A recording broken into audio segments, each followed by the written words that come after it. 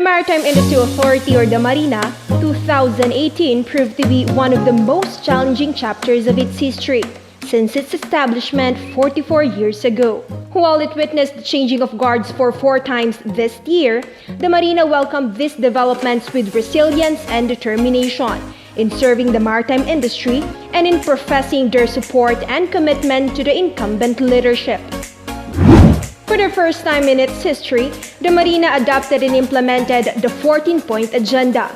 The MARINA's 14-point agenda sets a tone for promoting organizational efficiency, setting a long-term strategic maritime industry program, providing foundations for enhanced safety regulations, as well as crafting a meaningful maritime multilateral cooperation and engagements with international partners. To date, the MARINA website contains updated and relevant information about the agency, from news releases to corporate videos. The agency's social media platforms have also been activated to serve as direct channels between the MARINA and its stakeholders. This happened through the establishment of the MARINA Strategic Communication Service, a service unit that is mainly responsible in informing and educating maritime stakeholders. This is done through the production of information materials and the conduct of communication activities, highlighting the initiatives of the MARINA in regulating, developing, and promoting the Philippine maritime industry. In its desire to improve the delivery of public service to maritime stakeholders, the MARINA pursued aggressively the automation of its processes. This year, the MARINA developed and implemented the Seaman's Book online appointment system that provided convenience to Filipino seafarers, thereby allowing them to spend more quality time with their families. The 10-year Maritime Industry Development Program, or the MIDP, is a roadmap that will guide the MARINA from 2019 to 2028 in making the Philippine maritime industry nationally integrated and globally competitive. With 8 priority programs such as the development of a global maritime hub, the establishment of the Philippine Nautical Highway System, and the enhancement of maritime safety, the MARINA is now all geared towards transforming the Philippines into a major maritime nation. At the end of October 2018, the MARINA officially transmitted the remaining pieces of evidence and corrective actions that the Philippines has implemented in addressing the findings noted in the European Commission Assessment Report on the country's maritime education, training, and certification system. This include amended legislations, interagency cooperation initiatives, and good governance measures on the administration of maritime education and training programs, assessment of seafarer competence, and the issuance of STCW certificates. With a recently approved Philippine Fishing Vessels Rules and Regulations that aims to separate the regime governing fishing vessels from merchant ships, the MARINA intends to promote a safe culture in the fishing industry, specifically in the construction and the design of Philippine-registered both domestic and foreign fishing vessels, as well as the working conditions of the crew members. The MARINA also intensified its preparations for the International Maritime Organization Member State Audit Scheme, or IMSA, scheduled in 2021. To ensure preparedness for the mandatory audit, the MARINA actively facilitates the translation of IMO mandatory instruments or conventions into national legislations. As a matter of fact, the MARINA drafted a proposed bill to ensure the country's implementation of relevant IMO conventions for the promotion of safety and security of life and property at sea and the protection of the marine environment. As part of its preparations for the IMSAs, the MARINA also spearheaded an interagency mock audit of the country's compliance with IMO agreements.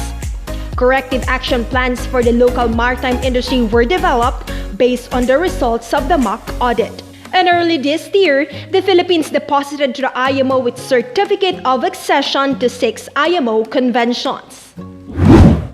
To further stimulate the competitiveness of the country's maritime industry, the MARINA reviewed of all existing circulars and repealed those deemed ineffective or obsolete. As a result, around 336 or 74.83% of the agency's 449 existing circulars have been delisted, leaving behind a total of 113 or 25.16 effective circulars. Complementing this measure is the rationalization of processing times of all applications received by the agency, as well as the simplification of administrative procedures by reducing unnecessary burdens and administrative costs imposed on stakeholders. The Marina also opened additional Siemens book processing centers in SM Mall of Asia and SM City Bacoor this year to bring public service closer to Filipino seafarers living in South Luzon. The Marina also increased its organizational workforce by appointing new Marina officers and personnel in a mass oath-taking on October 2018, the first to be undertaken in the 44-year history of the Marina. The assumption into office of these employees allows the Marina to deliver its frontline services faster, more conveniently, and more efficiently to maritime stakeholders. This year, the Marina hosted several IMO regional training courses as an effort to strengthen its participation in relevant international meetings. With the successful conduct of the IMO regional training courses on the Cape Town Agreement, Casualty Investigation Code, and the Hong Kong Convention, the Philippine maritime industry is adapting to significant growth through active collaboration and cooperation with other IMO member states and support organizations. To top it off, the Marina also participated actively in a number of international meetings held in the auspices of IMO, ASEAN, APEC, BIMP-AYAGA, and ARF, among others. All these developments happened in just a span of 8 months since the 14-point agenda took its course to provide a short-term roadmap for the Marina. More is definitely in store in the next 10 years. Especially now that President Rodrigo Duterte issued Executive Order No. 63, further strengthening the authority of the Marina to ensure the country is strict and full compliance with the STCW Convention 1978 as amended. Hence, the Marina led the signing of the implementing rules and regulations of EO 63, specifically concerning maritime education, training and assessment of seafarers, the reconstitution of the Technical Panel of Maritime Education, standards for medical fitness and issuance of medical certificates, and controlled procedures for the STCW. This was made possible with the cooperation of the Philippine Coast Guard, the Department of Health, and the Commission on Higher Education.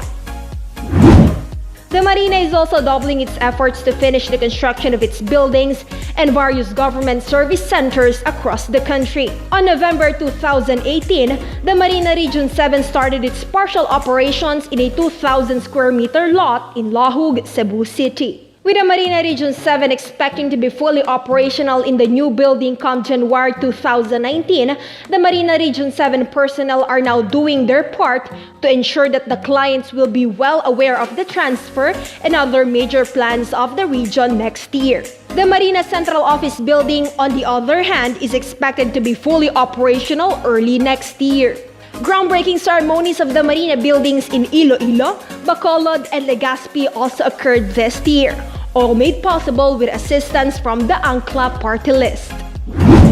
Pursuant to Presidential Decree No. 474, the Marina commits to transform the Philippine maritime industry into becoming a more significant contributor in the Philippine economy. And with a 10-year Maritime Industry Development Program, the agency commits to serve the country and all of its stakeholders with utmost professionalism, integrity, and excellence.